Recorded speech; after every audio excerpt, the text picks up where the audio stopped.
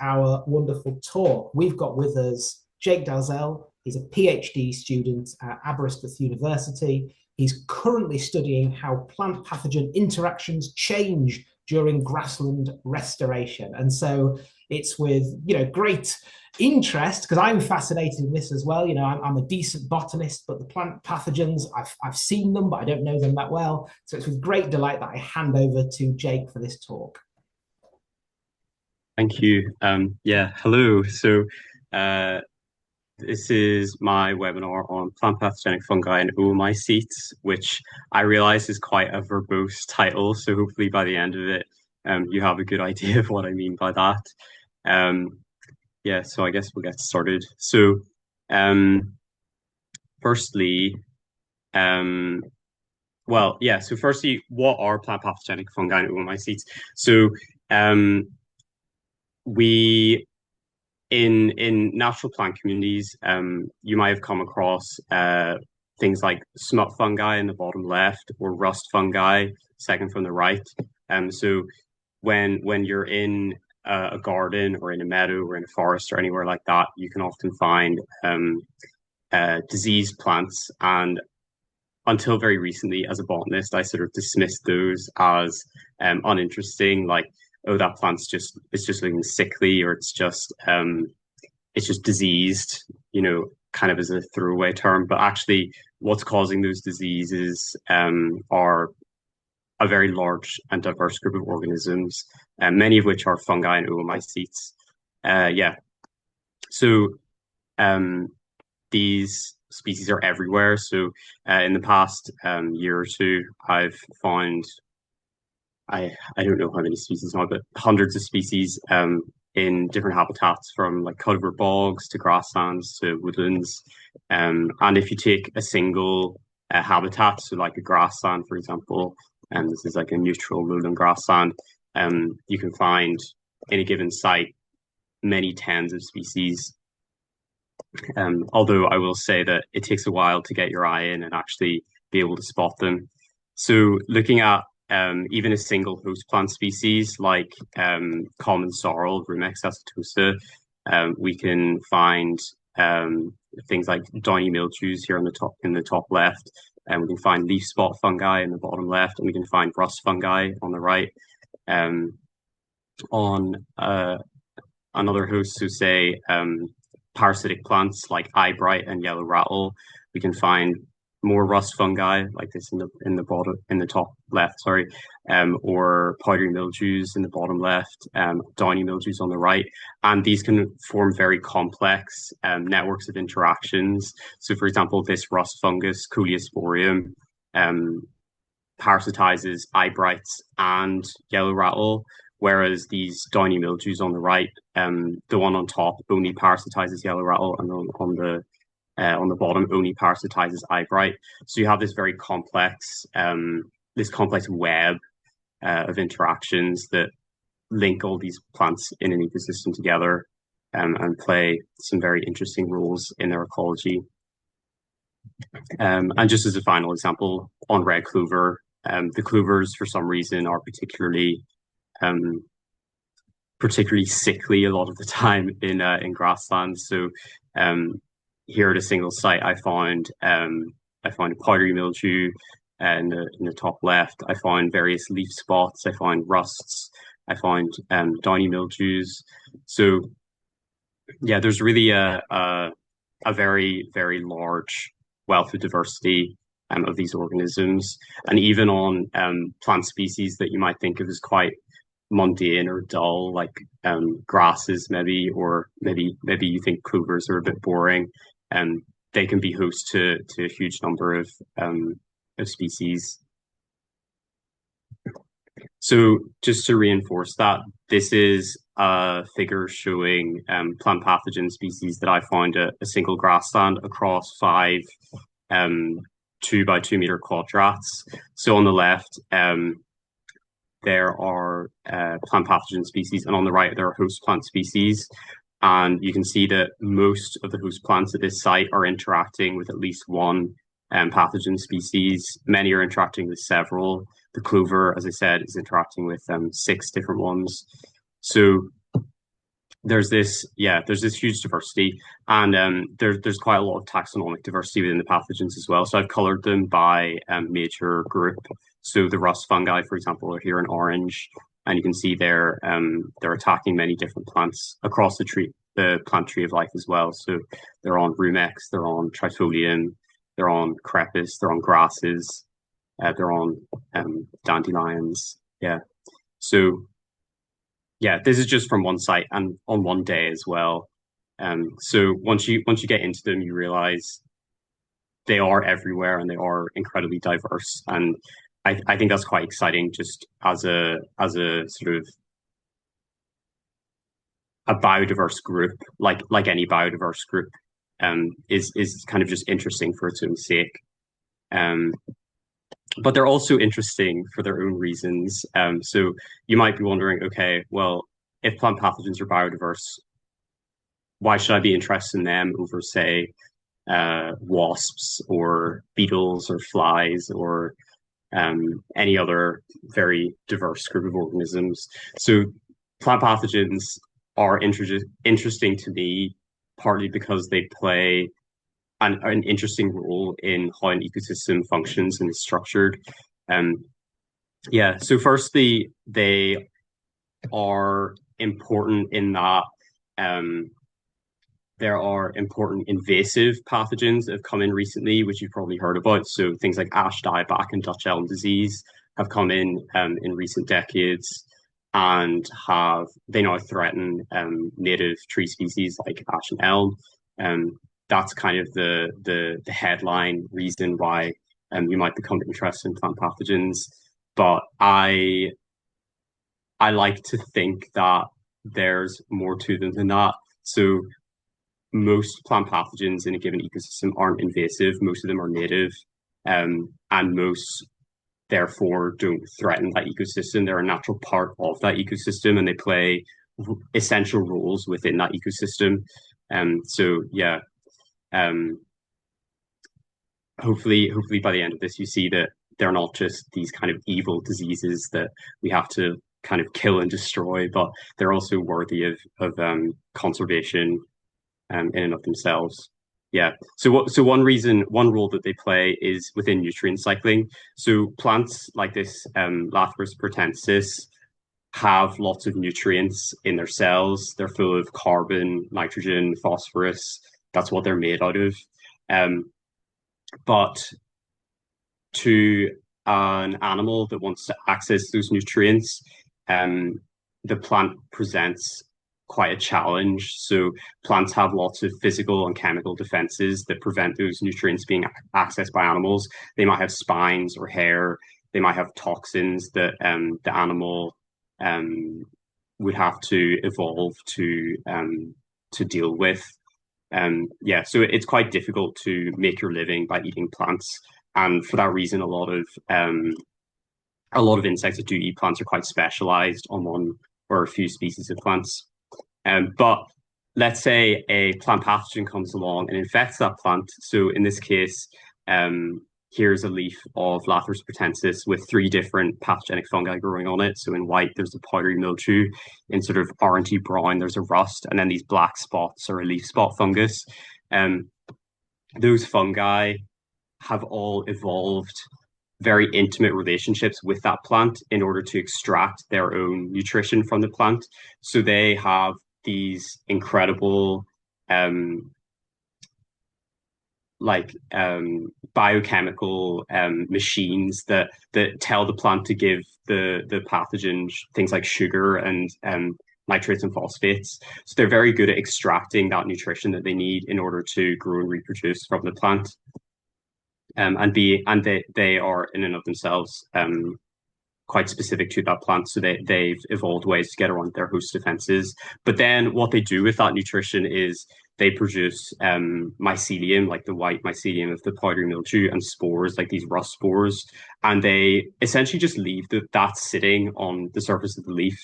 So there's all this fungal tissue that's full of this nutrition that they've stolen from the plant, and it's just sitting there kind of a bounty waiting for anything to come along and eat it. And things do come along and eat it.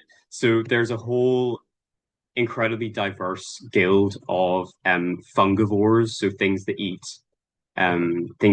fungi, and in particular, we're interested in fungivores that feed on plant pathogens.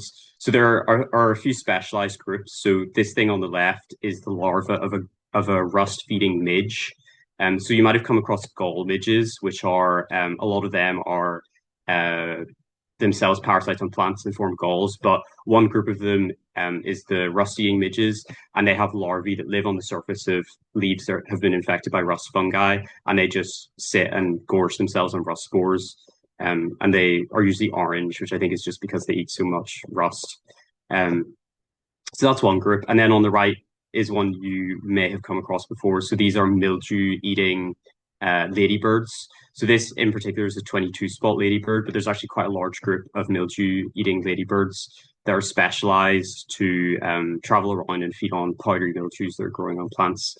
Yeah, so those are two groups of quite specialized fungivores that just feed on plant pathogens.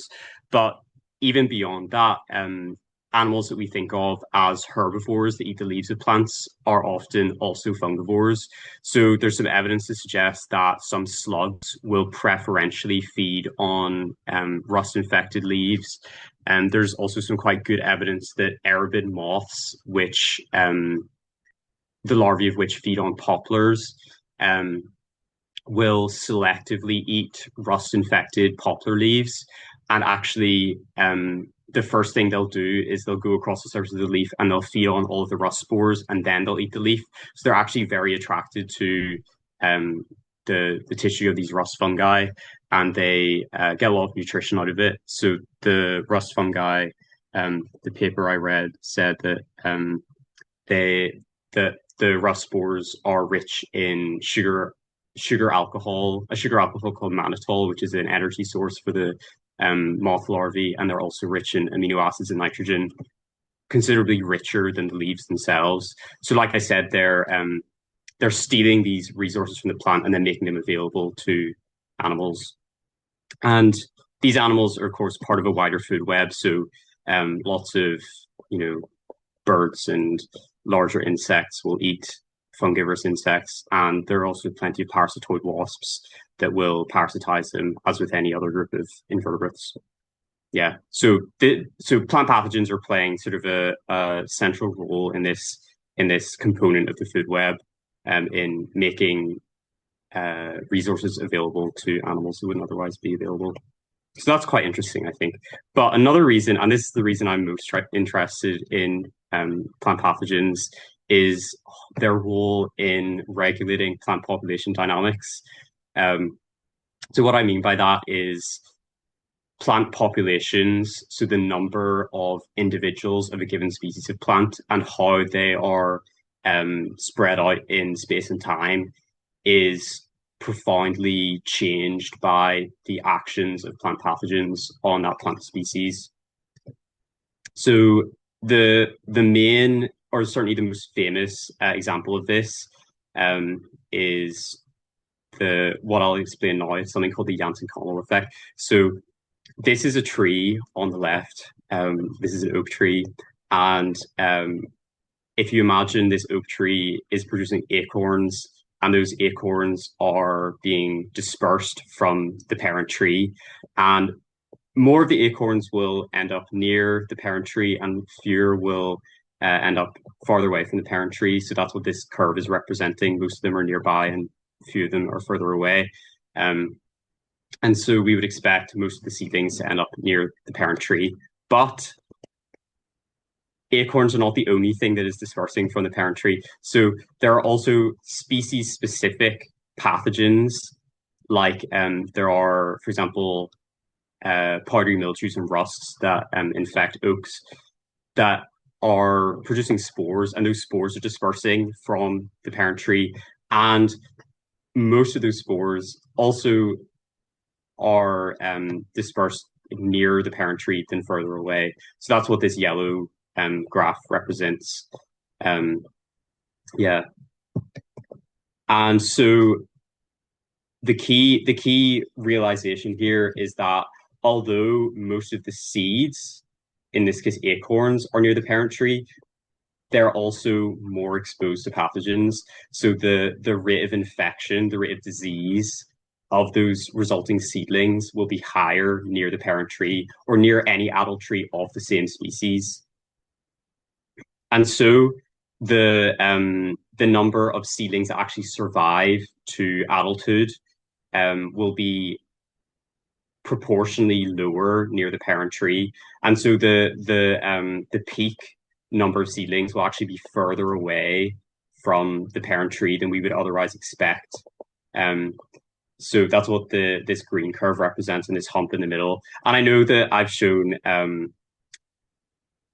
this is sort of an extreme example for illustrative purposes, but it's true in general. And there are obviously other effects as well, like competition and other species they interact with, which have an effect too. But the key point is that this is happening in every plant community. So it's not just trees; it's just any plant that has species specific pathogens or any other kind of enemy, like say a moth or a mite or something. Yeah. So the result is that the trees that survive to adulthood are further apart from each other than we would expect from the distribution of seeds alone. So the population is more spread out. And what Janzen and Connell realized is, so they were looking at tropical forests. This is a dipterocarp rainforest in Borneo. This is a sort of typical jungle, if you like. What Janzen and Connell realized is the huge biodiversity of tropical forests could be explained by this, in part, not entirely, obviously.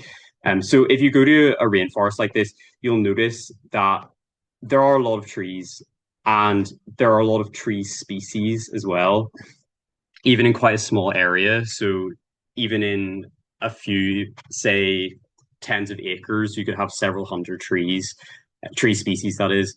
And if you have a look at what those trees are doing ecologically, actually the vast majority of them are kind of all doing pretty much the same thing.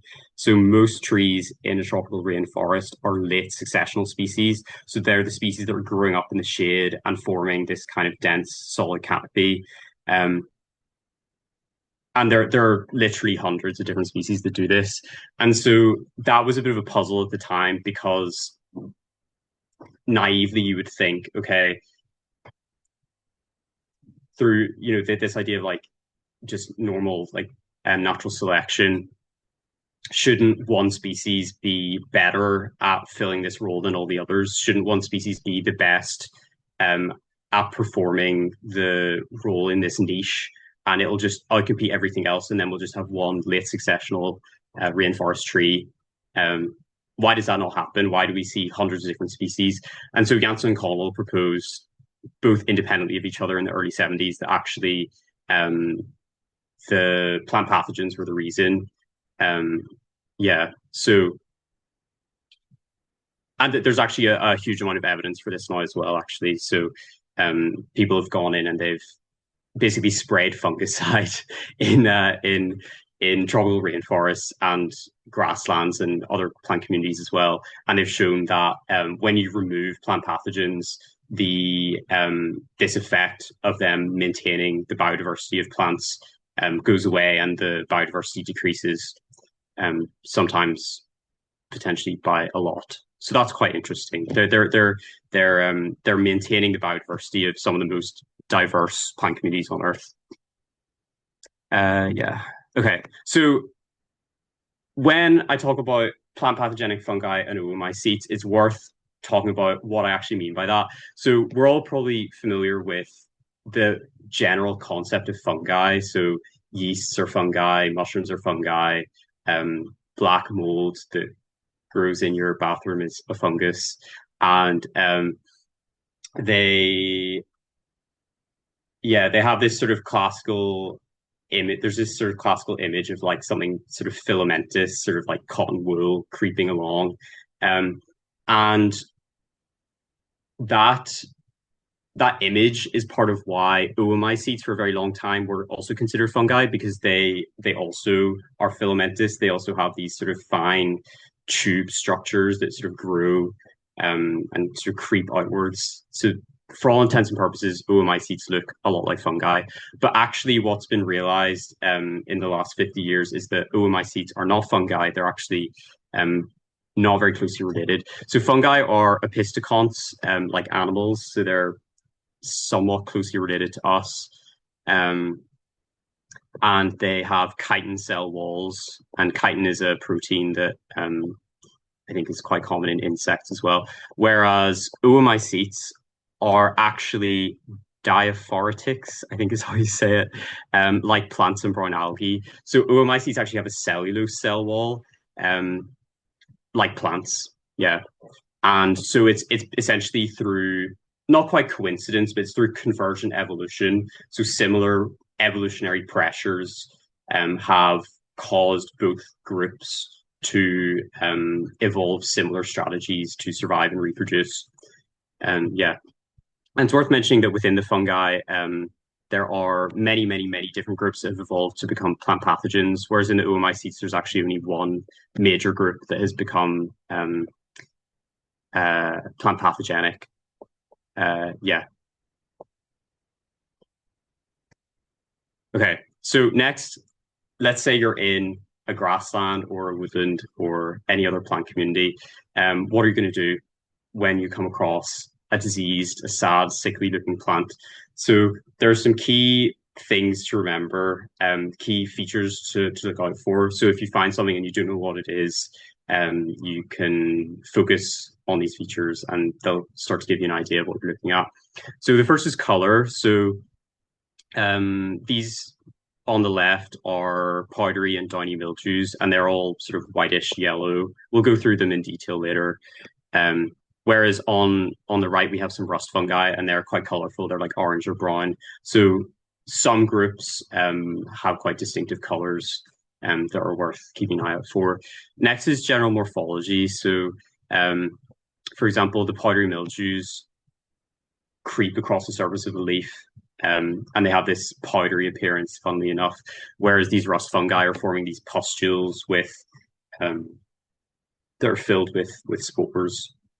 So they're not creeping across the surface of the leaf. They have quite different shapes and different forms. Yeah, that's something that's worth looking out for.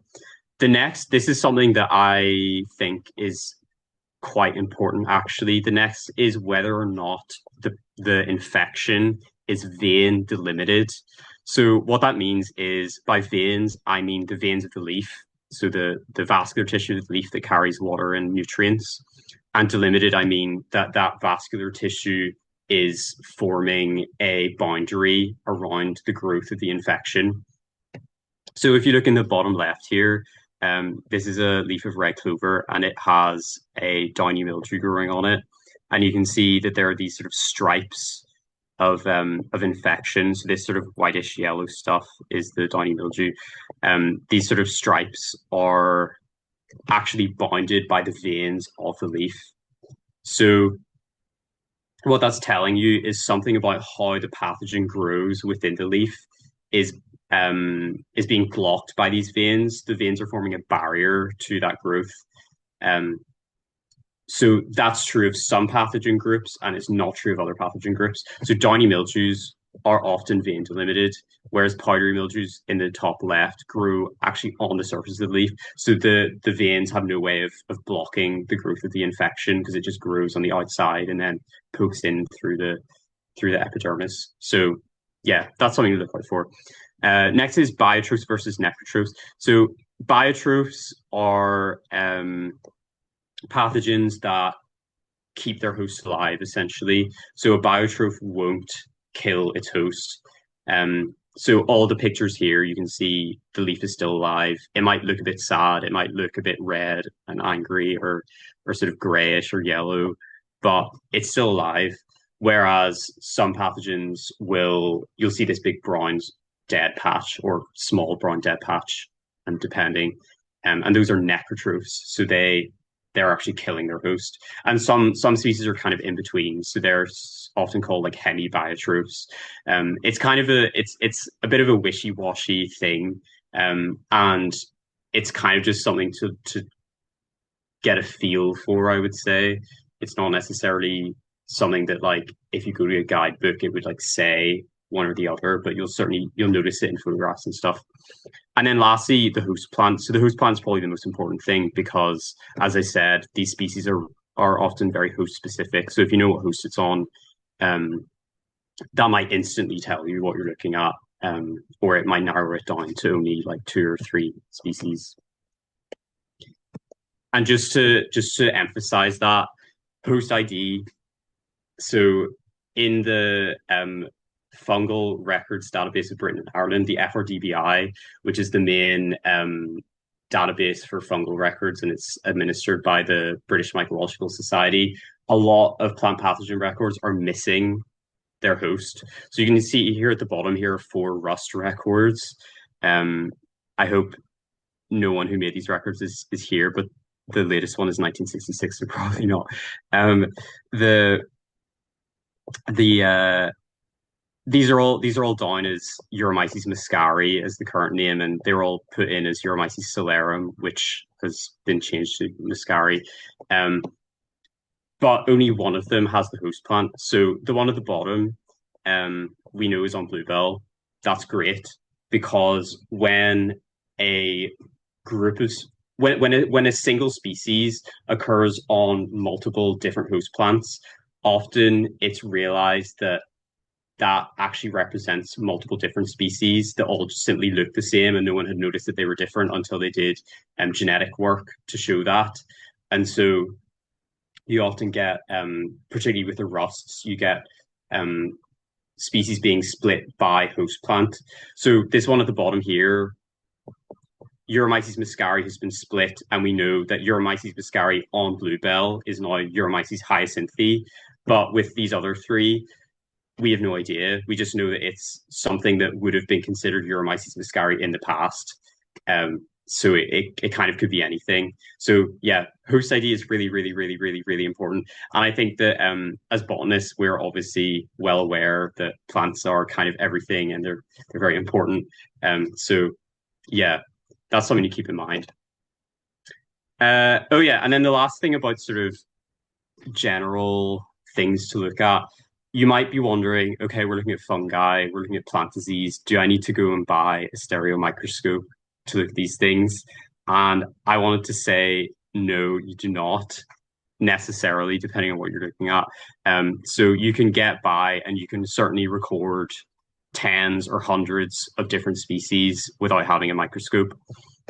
So here on the left is a leaf of Umbilicus rupestris, or navelwort, or wall pennywort.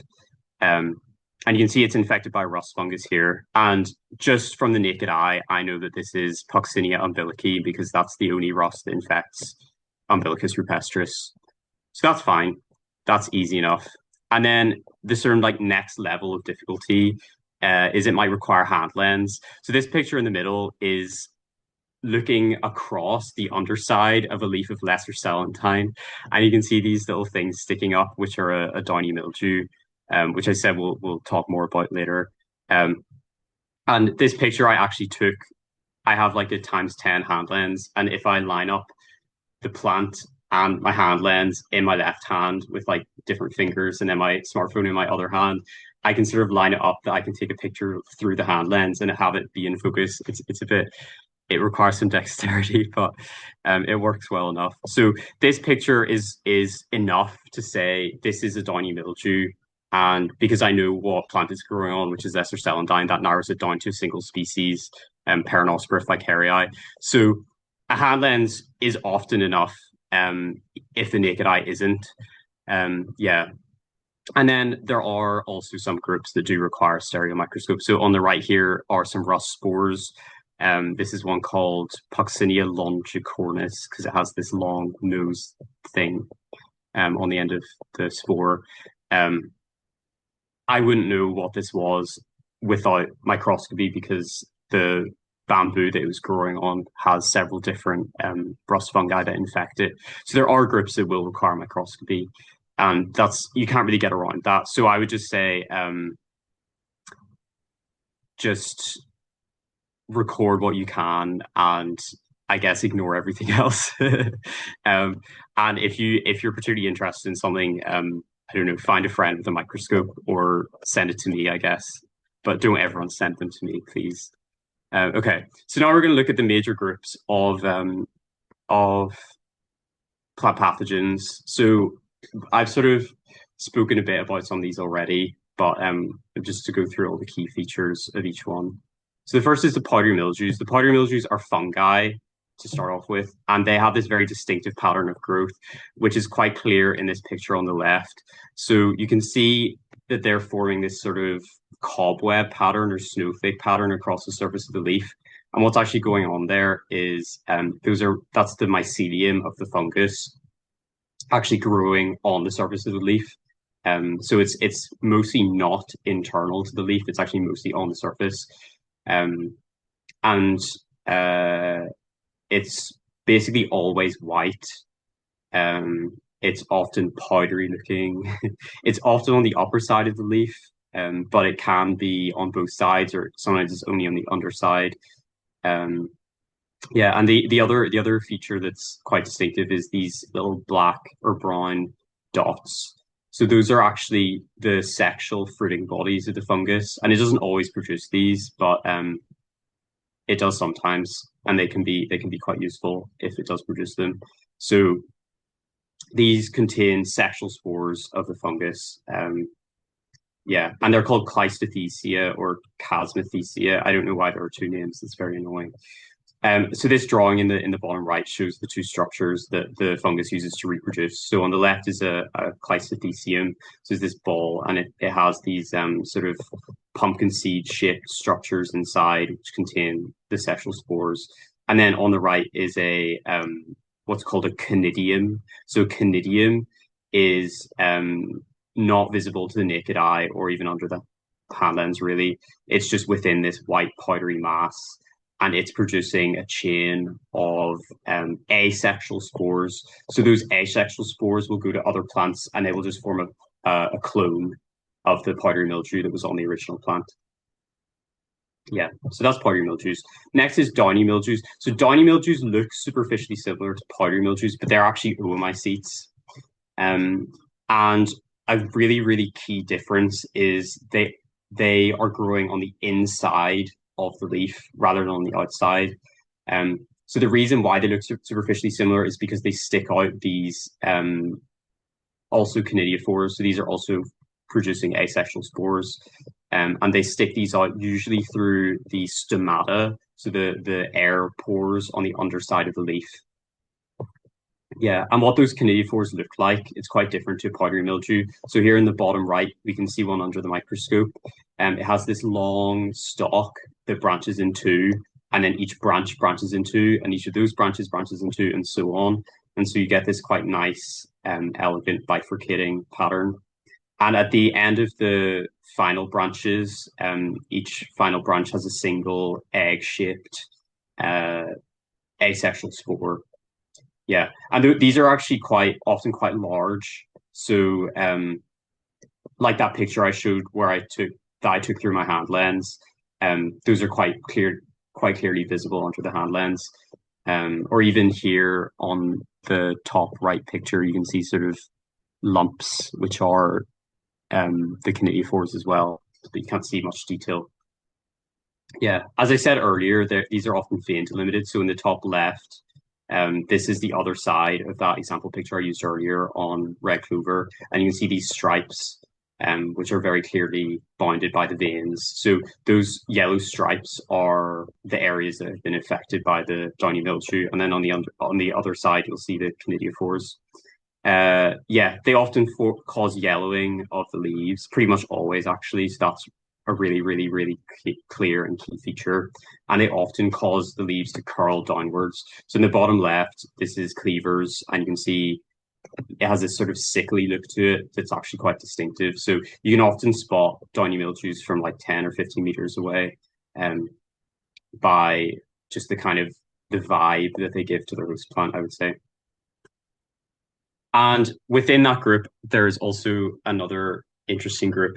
And I just had to add these in because they're my favorite. So there's a small group of downy mildews which are called the floriculous downy mildews, which means that they grow on flowers.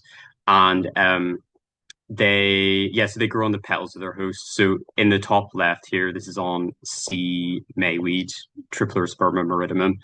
And you can see all these gray conidiophores growing on the ray florets, which are the white outer florets of the sort of daisy-like flower head. Yeah, so they produce their conidiophores on the petals of their host, and what's interesting is they cause changes to the development of the flowers. So in sea mayweed, the infected plants often produce more ray florets, which gives the downy mildew more area to produce its spores on. Presumably that's why they do it anyway.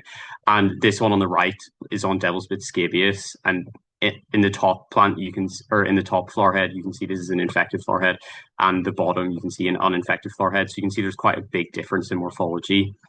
And the top flower head, the anthers haven't formed properly, and the petals are larger and longer and wider.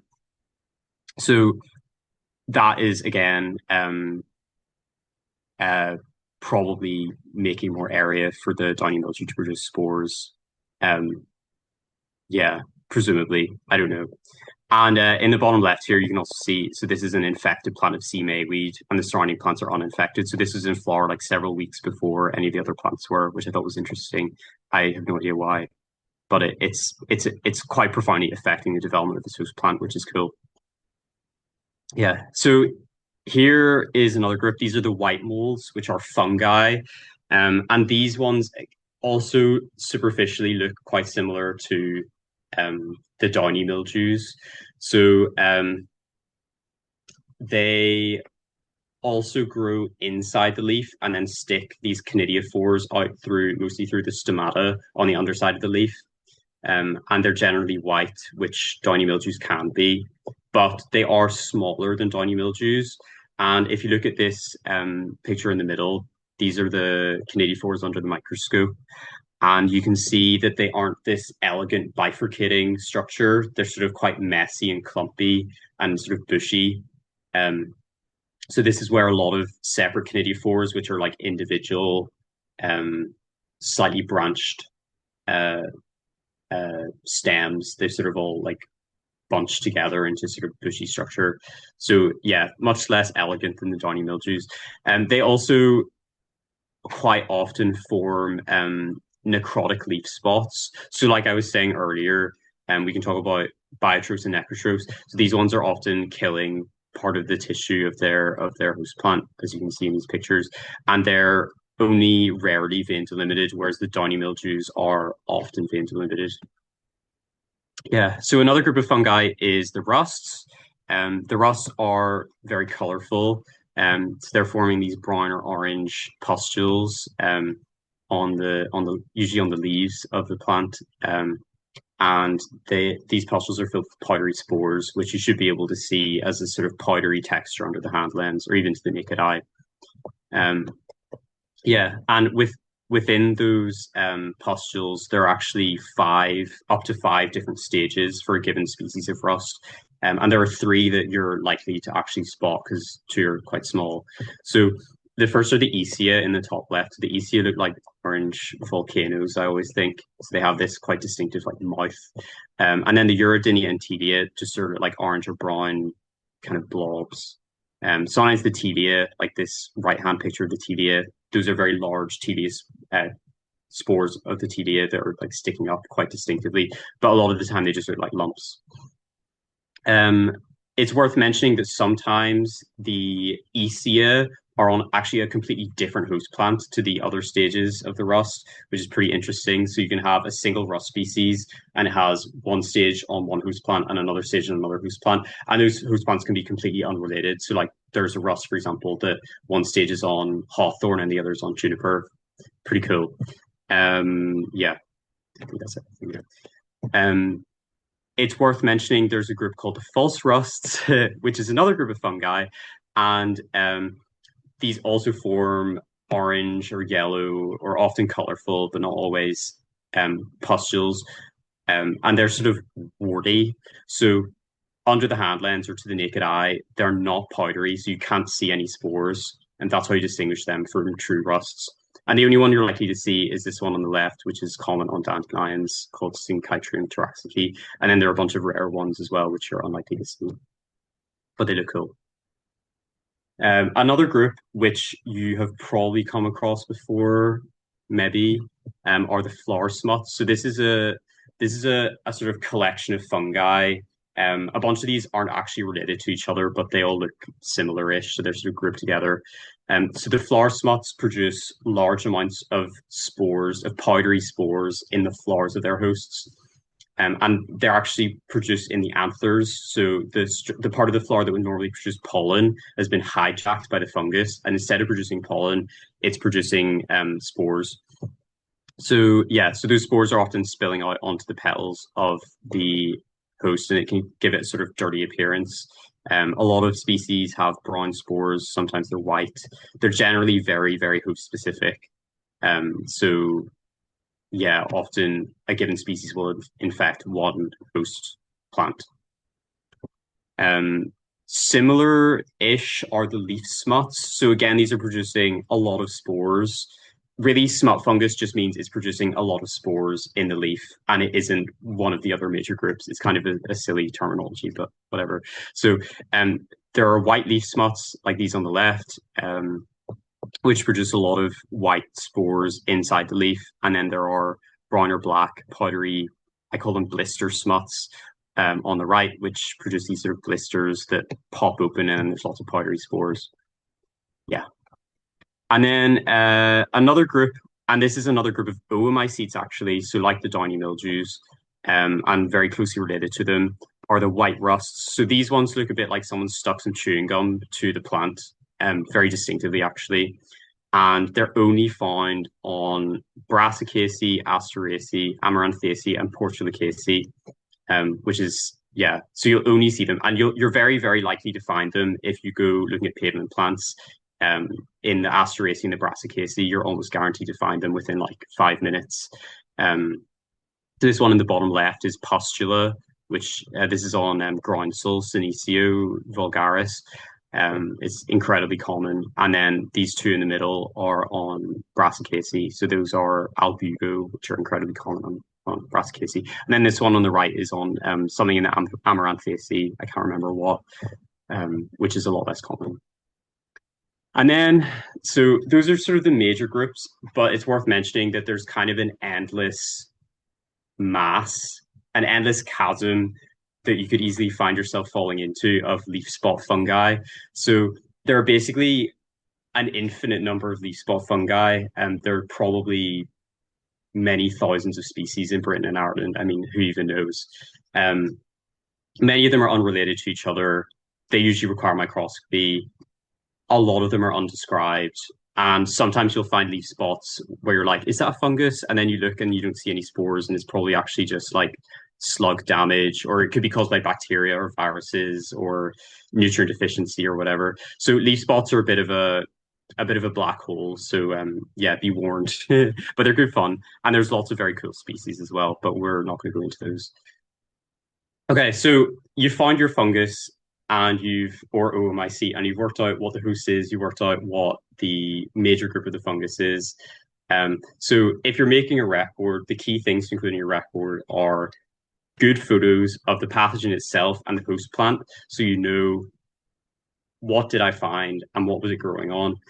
You obviously need the location and date, and if possible, it's good to take a specimen of the pathogen and potentially a larger specimen of the host plant as well, with like key features of the plant, following the BSBI's collection guidelines, which are available on the BSBI website.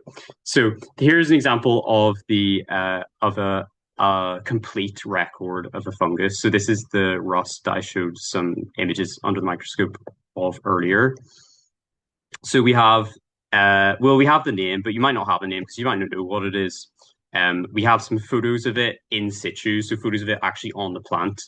I also have some photos, like micrographs which I took later, obviously. I have a description of what it was growing on and the morphology, and I have the location and date. So that's a complete record, and that's enough to know what it was, which is Puccinia longicornis. You'll notice that that record was on iNaturalist. Some people are opposed to iNaturalist for like various historical reasons. I would now consider those reasons to no longer apply. So iNaturalist now feeds directly into iRecord. So if you're recording an iNaturalist, your records still end up in the British Record Centre and everything else. Yeah, so I highly recommend iNaturalist because there's an international community of recorders and they can help you with like taxonomy and stuff and like advice. Yeah, for plant pathogens specifically. Okay, so now here's some examples. I'm going to go through these quite quickly, but here's some examples of things you might encounter and how you might go about identifying them.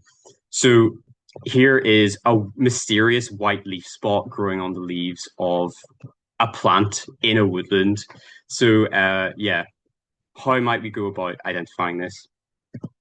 So as I mentioned earlier, the host plant is very important because most pathogen species are quite host specific.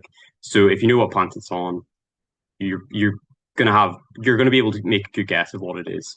So the host plant here is Lesser celandine, Ficaria verna. And if we go to the Plant Parasites of Europe database, which is my favorite website, it has a table of parasites that interact with basically every plant species found in Europe. So if you go to the page for Lesser celandine, Ficaria verna, and we filter by fungi, we'll see a list of fungi that are known to interact with Lesser celandine. So that's pretty cool. And we can then go through and we can filter by like what they look like as well. So we want to work out now what vague group we think it might be in. So we can see it's forming leaf spots. They're white. I can't see anything under the hand lens. There's a few sort of brownish patches, but it's basically a biotroph. So with the knowledge that I have acquired, having recorded these for a while, I know it's an entoloma. But let's say you didn't and you just knew it was a leaf spot. You could filter by leaf spot in the Lesser celandine page, and you're only given 3 options. So you could look at all of these and read the descriptions and think about what it might be. So if we went to Entoloma ficarii, we can see the pictures match, so we know it's this. Great. Okay, so here's a harder example. So now we're in a grassland and we see this ribor plantain leaf. It's looking a bit sad, it's looking a bit yellow. And under the hand lens on the underside, we can see these branched structures. Not the best photo ever, but we can see that they match the a downy mildew. So we can then go to the page for ribor plantain and filter by downy mildews or Peronosporiaceae is the family. And we see that there's only one option, Peronospora alta. So this is correct, except that the Peronospora alta is not being split up. So if I was to post this on iNaturalist as Peronospora alta, someone could then come along and say, yes, but it's now on ribor plantain considered this Peronospora blavicensis. So iNaturalist is quite helpful for things like that. And then a final example of something that would require microscopy for. Now we're looking at a pavement plant, and we've got these like brown dead leaves with some black dots on them. How on earth are we meant to work out what this is? So it's a leaf spot, and we go to the host plant page. This is on a chickweed, and we filter by leaf spot, and we see, oh no, there's a lot of leaf spots on Stellaria. So we're not going to be able to do this without microscopy. So when we look at microscopy, we see these long, thin spores embedded in pycnidia. These are structures that I talk about a bit more on my website. So this is kind of beyond the scope of today, but this is just an example. You can look at the microscopic structures and you can work out what group of leaf spots it's in. So this shape of the spores here tells me it's a septoria, and Septoria stellaria is the only one of those on Stellaria. So then we can go to the page again for this and say, yes, it does match. Yeah. So as I mentioned, I have a website which you should check out with advice on using the Plant Parasites of Europe database. It has a load of common species to look out for. which you'll probably see in your garden or like in your wherever you live. Advice on microscopy techniques, etc. So check it out. The plantpathogens.net. And I also have a link to all these books. So these are like free PDFs, which are very, very useful, that have been compiled by various Welsh mycologists, and they have great pictures. So highly recommend looking at those. Yeah, so highly recommend getting recording. It's a great group to record. They're a lot of fun. And remember the key things, hopefully. Yeah, so thanks to everyone who's helped me, and here's some references if you were curious about anything that I said. Thank you.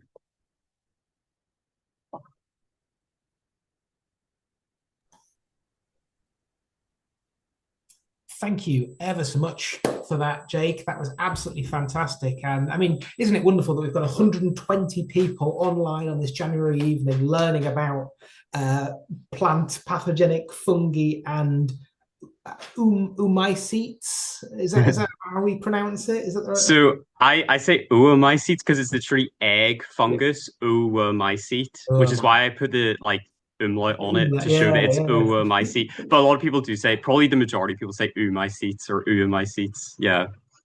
I noticed you were saying it differently to me. That was really, really interesting. We've got questions in the chat. What was the name of the fungi database that you showed us briefly? Yeah, so it's plant parasites, the plant parasites of Europe database. I have a whole explainer section about it on my website. On like you can filter the species tables in like specific ways that it can be very useful. So yeah, it's kind of essential, I would say. Although there are books as well available. Excellent, excellent. Um, so, question from Amy. Thanks, Jake. Brilliant talk. Pondering vein delimited powdery mildews on a Tuesday evening feels like an evening well spent. I'm interested in knowing if many of the fungi and oomycete groups affect both vascular plants and bryophytes, please. Ooh, that is an excellent question. So yeah, so I probably should have mentioned that my interest is pathogens of vascular plants. So Bryophilus fungi, as they're known, which are plant pathogens of bryophytes, are actually a essentially entirely separate field. So a lot of vaguely related fungi do infect bryophytes. So like there are parasites of bryophytes that are related to the rusts, for example, but they don't look similar. They're kind of just their own thing. So if you look up George Greif, Greiff, he has a website that will get you started on recording Bryophilus fungi. Brilliant. Fantastic. Thank you very much. And then Amy also asked, thinking back to your mind-blowing tree seed survival in relation to plant pathogens example, does the relationship between plant pathogens and the host maintaining tree species diversity cascade down to the ground flora and bryophyte layers of woodland floor also? So it hasn't been looked at in bryophytes, but it has in, for example, vascular plants of grasslands. So Lindsay Turnbull in Oxford had a paper in like 2008. It's Peterman et al. 2008, where they essentially showed that this effect is important and significant in grasslands in England. Yeah, that's a good point about bryophytes. I actually don't think it's been looked at in bryophytes at all. There are wood and ground flora are kind of weird in how in the ecology is quite unusual compared to a lot of other plant communities. So I'm not sure. Brilliant. Thank you very much. Heather, hi Heather. How confident are you that a particular host plant has a specific pathogen? Are these pathogens well studied? So it really depends on the group. So something like rusts are often quite well studied. I say often, like relative to other plant pathogens. As a whole, the group is not particularly well studied. So there are new species being described constantly. With something like leaf spots, you really can't be very confident at all that a species on a given host doesn't also infect other hosts just because they're so poorly recorded and there's so many of them. Um, yeah, so some of the leaf spots you really want to look at like genetic evidence and stuff like that. The major groups I went through there, you can be somewhat confident, but it is an evolving field, so you do get changes in taxonomy all the time, which I know some botanists don't like. So maybe that'll put you off, but it's good fun. It's dynamic. Well, I had a brief stint of recording some powdery mildews and something, and I had one on a forget me not, and then it got redetermined, and I record recently as apparently they'd split Mm. the group into I can't remember what it was now, The but the genera have changed, but there is still only one thing that infects forget me not. It's yeah. yeah, yeah. I can't remember the Latin name. And I was really interested with the picture you shared of your iNaturalist page with the something on bamboo, and that made me wonder: do we have lots and lots of alien plant pathogenic Ooh. fungi? And Yeah, that's a good question actually. So there are obviously the ones that have been in the news, like ash dieback and before that, Dutch elm disease. But actually, yes, as well as these really like devastating invasive diseases, there are also a lot of ones that don't affect the plant very noticeably. So on garden plants, you can find loads and loads of non-native fungi. I found like probably on the order of 100 different species. Um, and they're coming in all the time. I mean, you realize when you start to study these things, we have like no biosecurity. It's so bad, and a lot of them are asymptomatic as well until they come to fruit. So it could be growing inside the leaf with no visible symptoms as it crosses the border. Our sort of nominal biosecurity has no way of detecting that, and then it gets planted in someone's garden, and then all of a sudden it's visible. So sometimes things like that do have an effect. Most non-native species in general, like of any group, don't become invasive. It's a minority that become invasive, and a minority of those that are particularly invasive.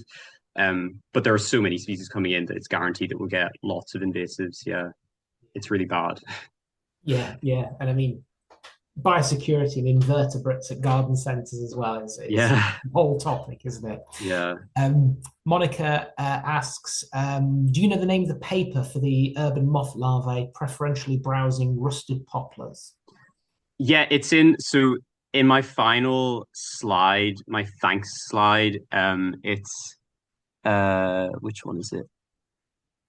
And then Eberl et al. 2020, Herbivory meets Fungivory in Ecology Letters. Yeah, so the recording will be on YouTube, but the references can go in the description of the YouTube video, I guess. absolutely. Well, somebody has asked about the presentation, so Yeah, if we you're can happy, send out the PDF. yeah, yeah, that would be fantastic. Great. Well, that brings us to just after 8 o'clock. I'm sorry if I haven't reached every single question, but I think there's an overlap in a number of these questions. So I think we've answered the majority there. Thank you ever so much for that, Jay. Absolutely fantastic. I am going to be outside trying to do some recording of some of these things and probably getting completely confused and frustrated, but it's a good thing to be looking at. You know, it adds an extra dimension to just a general Yeah, recording as well. And it's great to see something in which the host ID is so valuable. So you yeah, know, you really need to be a botanist in a lot of these cases to be making valuable records. So it's an extra dimension to botany. So yeah, thank you ever so much for that, Jake.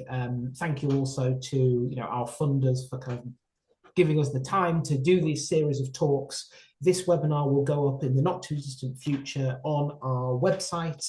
And if Jake's happy to send us those slides, we'll make those available to everybody else as well.